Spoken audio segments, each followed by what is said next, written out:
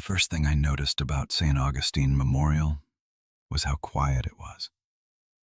Not the kind of quiet you get after hours in an office, but a pressurized silence, like the air itself was holding its breath. My headlights swept across the cracked sign out front. Closing soon. Thank you for your years of service. Half the letters had fallen off. The parking lot was empty except for one rusted sedan parked near the ambulance bay. I parked by the front doors and checked my phone. 9:54 p.m. 6 minutes until the building locked itself down. Inside, the lobby still smelled faintly of disinfectant and old coffee.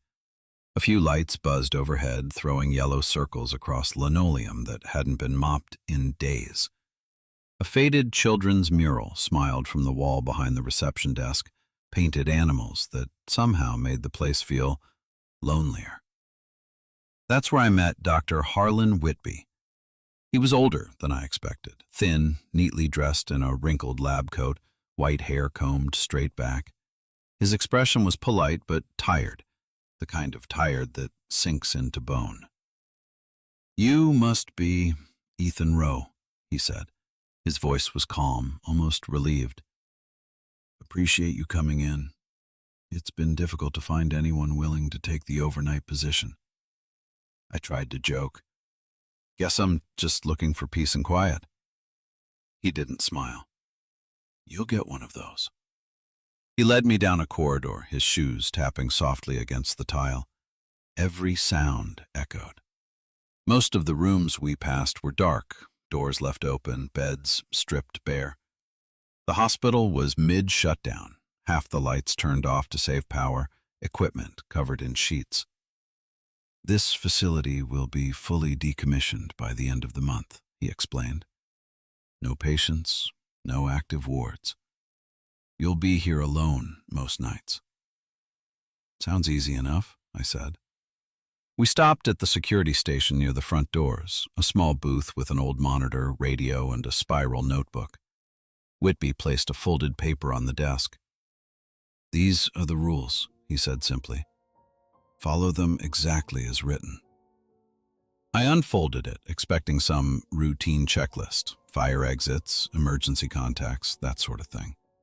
But the handwriting was strange, looping, careful, like someone had rewritten it dozens of times. 10 numbered lines. Rule 1 caught my eye. "At the start of your shift, make sure all entry doors are locked, even if you're sure they already are." My eyes flicked further down. Rule 3 mentioned a man named Jeremy who would knock at midnight. Rule 4. If you see a lady dressed in red reading, do not speak with her.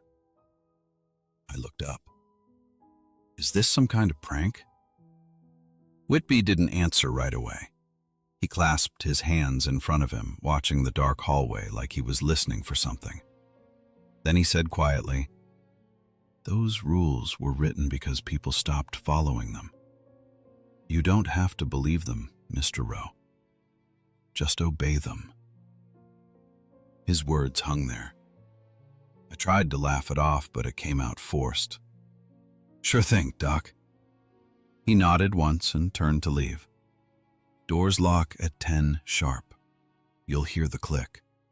Stay at the front desk unless you're patrolling. Every 2 hours. Midnight will be your first test." As he disappeared down the hallway, I thought I heard him mutter something, soft, almost prayer-like. At 10 o'clock on the dot, the magnetic locks thudded through the halls like a heartbeat. The building sighed. The buzz of the lights seemed louder now, every flicker drawing my eyes toward the dark corners where the glow didn't reach. I leaned back in the chair at the security desk and glanced at the list again. The paper was slightly yellowed, edges frayed like it had been handled too many times. Someone had underlined Rule 10. When dawn breaks, wait 7 minutes before leaving. I folded it and slipped it into my pocket. Outside, the wind picked up, whistling faintly against the glass doors. I told myself it was just an old building settling down for the night.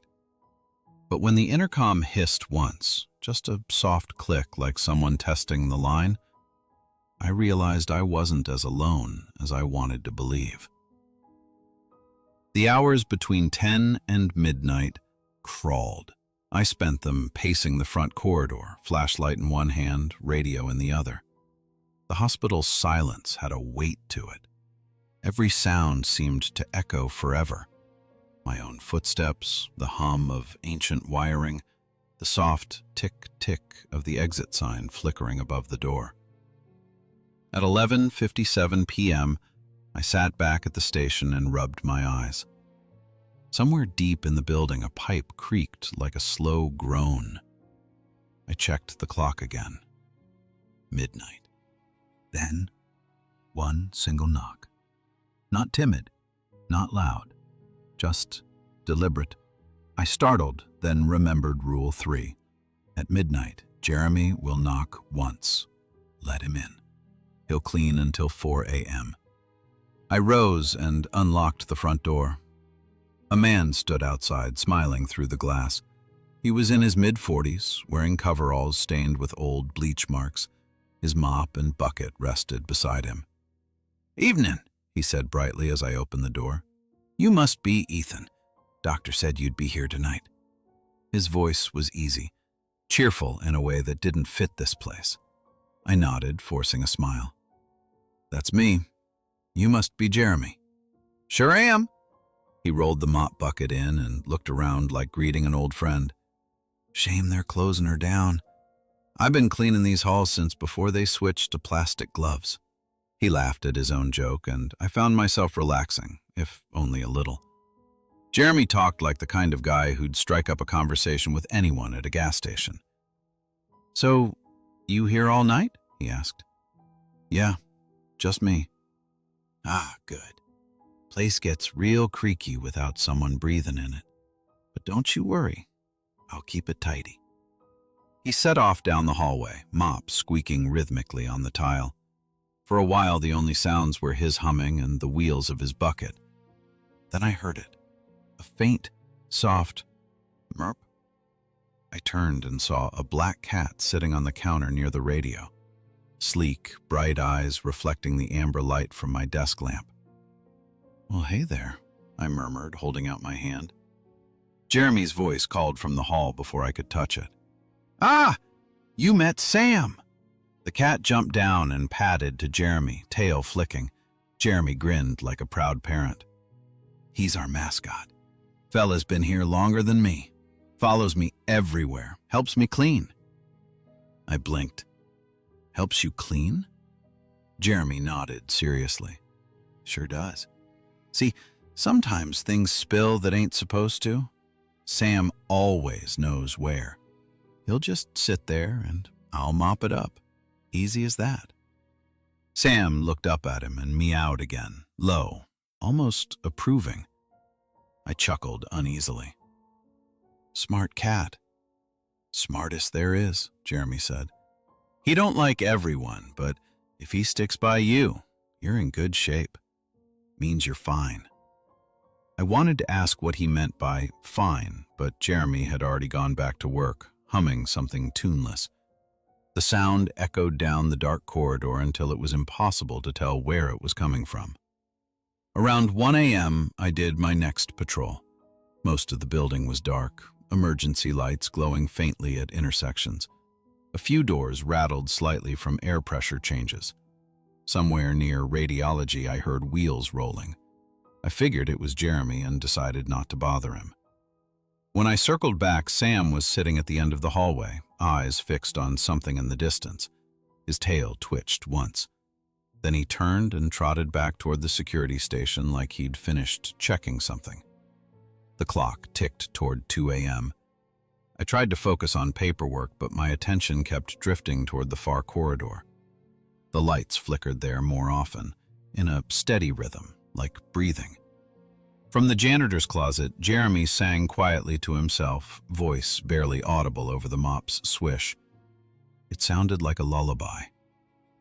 I couldn't tell if it was comforting or terrifying. At 1:42 a.m., the building seemed to exhale. The air vents sighed, the buzzing lights steadied, and for the first time all night, it actually felt still. I leaned back at the front desk, the rule sheet half crumpled in my pocket, and closed my eyes for a second. That's when the intercom crackled. Not loud, just a faint pop of static followed by the sound of someone turning a page. Soft, deliberate. I glanced toward the waiting area. She was there. At first, I thought it was a trick of the light, but as my eyes adjusted, I saw her clearly. The lady in red. She sat in one of the lobby chairs near the vending machines, legs crossed, head tilted slightly toward a magazine she held with delicate fingers. Her hair was curled and pinned like something out of an old photograph, her red silk dress glowing under the fluorescent hum. Every detail felt wrong because it was too right, too vivid for this faded place. She looked up then, catching my gaze across the room. Her lips curved into a soft, knowing smile. Beautiful. Warm. Completely out of place. My first instinct was to say something polite, ask if she was lost or needed help, but my hand brushed the list in my pocket. Rule 4. If you see a lady dressed in red reading, do not speak with her. If she approaches, smile and hand her a magazine. My heart thudded. She hadn't approached, but I felt her watching. So I stood, grabbed the nearest magazine from the end table, a month's old Good Housekeeping, and walked toward her. Each step echoed. The closer I got, the colder the air turned. My breath came out faintly white. She smiled again as I neared, eyes never leaving mine. Her voice was melodic, almost teasing. "You're new." I froze. The rule didn't say anything about her speaking first. I forced a polite smile, extended the magazine toward her with a shaking hand, and said nothing. Her smile faded slightly, confusion or disappointment passing across her perfect face. She took the magazine, laid it on her lap without looking at it, and went back to the one she'd already been reading. A page turned. Just one. Slowly. I backed away. Every step I took, I felt her eyes lift and follow, though her head never moved. When I returned to the desk, I glanced back. She was gone. The chair sat empty, the magazine she'd taken left open on the floor. The intercom hissed again, a faint breath that almost sounded like laughter. An hour later, Jeremy appeared near the nurse's station, mopping quietly. Sam followed behind him, tail high. He looked up as I approached. "Hey there, boss. Place is looking good tonight." "Yeah," I said, glancing over my shoulder. "Hey, Jeremy, mind if I ask you something?" He grinned. "Shoot." "You ever see a woman here, dressed in red?" The mop stopped moving. For a moment, he didn't look at me. He looked at Sam. The cat's fur bristled slightly, ears tilting back. Jeremy cleared his throat. "You mean her?" I nodded slowly. "Who is she?" He didn't answer right away. His friendly expression dulled, like a light had dimmed behind his eyes. "Best not to wonder," he said finally. "She ain't bad. Not unless she start talking. She likes quiet." I frowned. "That's it?" He shrugged, starting to mop again. "If she shows up again and you get that feeling, you'll know what I mean. Find Sam. Stay close to him till she's gone. He don't like her much, and she don't like him neither." Sam brushed against my leg then, purring low like punctuation on Jeremy's warning. "What happens if you do talk to her?" I asked. Jeremy's eyes flicked toward me. For a man who'd spent the night chatting about mop handles and old coffee machines, his silence was unnerving. He finally said, "You won't like what she has to say." Then he smiled again, too quickly, too brightly, and wheeled his bucket down the hall, humming that same aimless tune. When his song faded, I realized the intercom hadn't stopped hissing. It wasn't white noise. It was breathing. The red digital clock on the security monitor flicked from 3:12 to 3:13. At first, nothing happened. Then, headlights flared through the glass doors, soft, yellow, and silent. An ambulance rolled up the ramp. No sirens, no flashing lights, just the low hum of its engine. It stopped directly in front of the ER bay, the exhaust curling like smoke in the cold air. I frowned and grabbed the radio. "Jeremy, you copy? You seeing this?" Static. I leaned forward, eyes narrowing. The ER doors I had locked myself, slowly slid open on their own. Rule 8 burned in my mind. At 3:13 a.m., an ambulance will arrive. Do not approach, do not interfere, do not impede them. Every instinct screamed to stay put, but the silence pressing in was unbearable. The only sound was the whine of the fluorescent lights above and the faint squeak of gurney wheels. Then I saw them. 3 paramedics rushed through the entrance, rolling a man on a gurney. Their uniforms were outdated, white shirts, black ties, and caps with silver badges that looked 40 years old. Behind them came 2 doctors in lab coats, one shouting vitals, another scribbling on a clipboard. From the side corridors, nurses appeared, dozens of them, pouring out of darkened offices and patient rooms that had been empty only hours ago. Their shoes squeaked on the tile. Their voices overlapped in frantic rhythm. "BP is dropping. Clear the way. Get him to OR 3 now." I froze. The overhead lights flickered with every shout. My hands felt numb. "Hey," I called. "What the hell is going on? This place is closed." No one looked at me. Not one head turned. They swept past like I wasn't there at all, the gurney's wheels rattling across the tile. The patient, what I could see of him, was gray and still. His chest didn't rise. The air smelled of metal and antiseptic, sharp and cold. They vanished through the double doors toward the operating rooms. The instant they passed through, the noise stopped. All of it. No footsteps, no talking, not even the hum of the lights.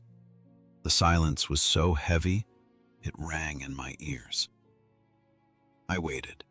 5 seconds, 10, then started walking, slowly. The double doors loomed ahead, still swinging slightly from where they'd been pushed open. A single bloody handprint streaked across the metal bar. I pushed through. The surgery room beyond was empty. No doctors, no gurney, just a single overhead light buzzing weakly, shining down on an operating table covered with a pristine white sheet. My breath came fast. The room was colder than it should have been. My reflection in the metal cabinets looked pale, distorted. "Hello?" I called. "Jeremy?" Something soft rustled behind me, like fabric brushing tile. I turned, and there she was, the lady in red, standing in the middle of the hallway just outside the doors. Same dress, same soft curls. Only this time, her magazine hung limply at her side, and her eyes glowed faintly gold under the flickering lights. "I told you to stay quiet," she said gently. Her voice was calm, but the air trembled around it, the intercom speakers clicking in rhythm with each word. I swallowed hard, stepping backward. She followed, one slow step at a time. Can I help you?" I stammered before I could stop myself. The moment the words left my mouth, the temperature plunged. Frost crawled along the inside of the observation windows. The lights turned crimson. Her smile widened, too wide.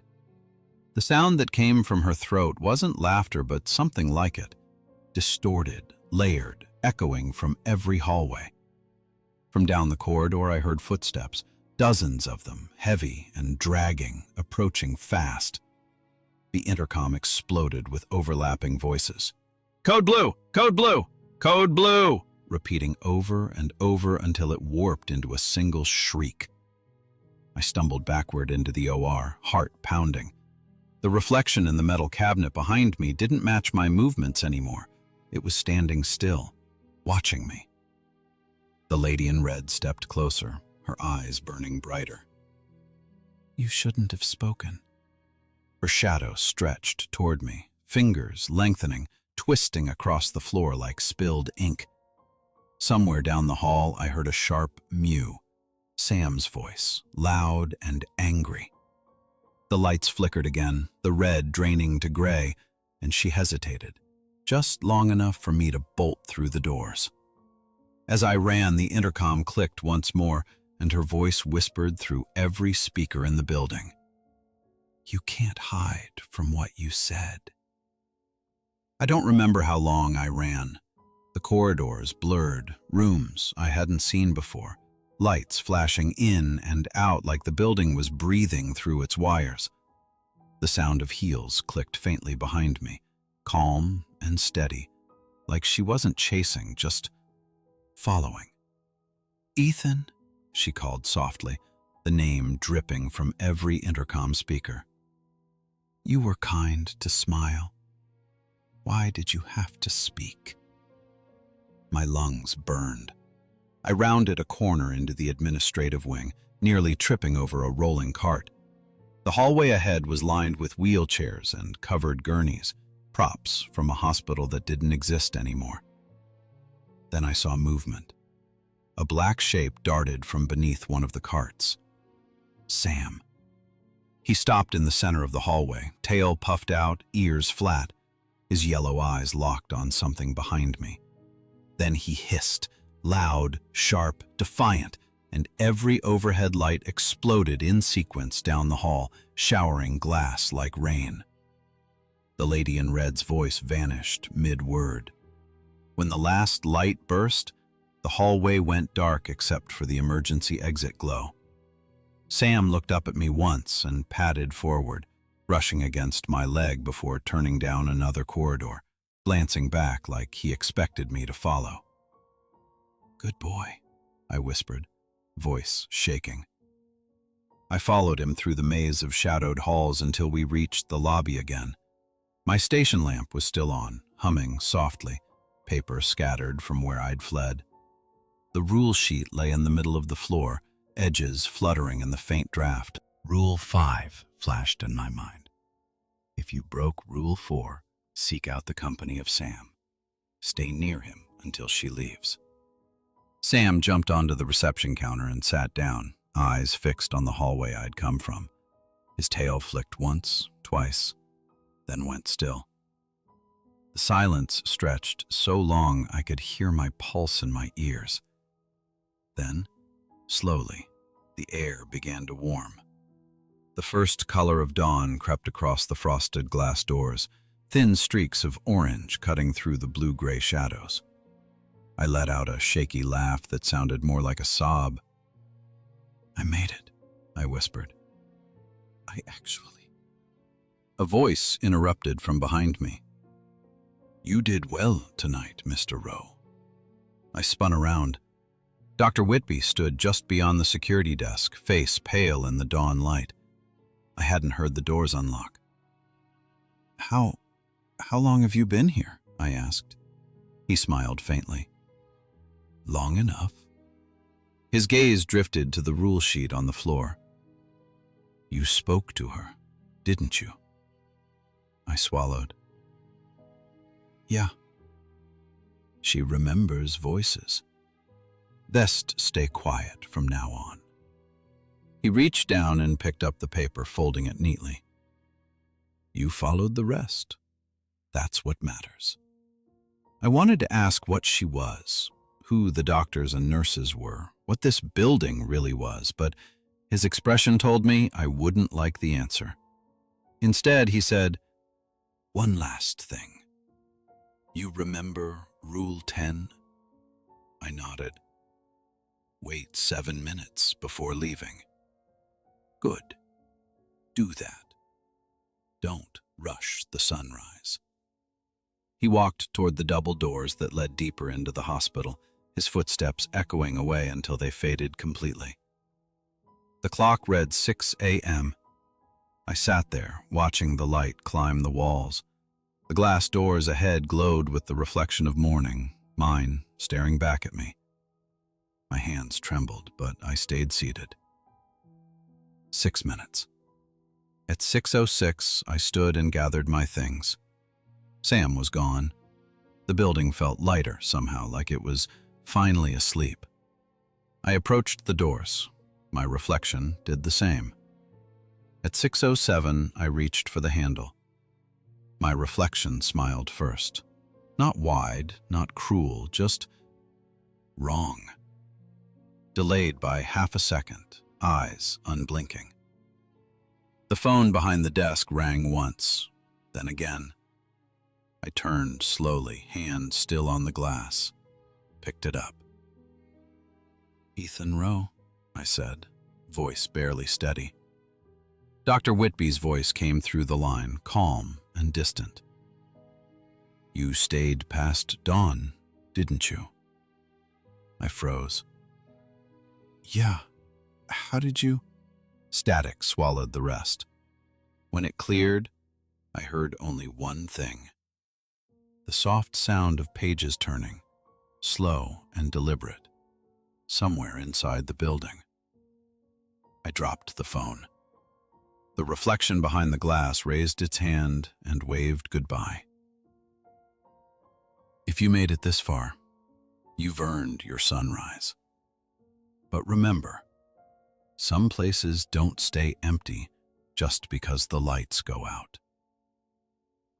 If you enjoyed tonight's story, hit that like button, subscribe, and turn on notifications so you don't miss the next shift. And if you've ever worked a night alone, tell me what you heard when you thought you were the only one there. This has been Campfire Horror Stories, where the night is never really quiet.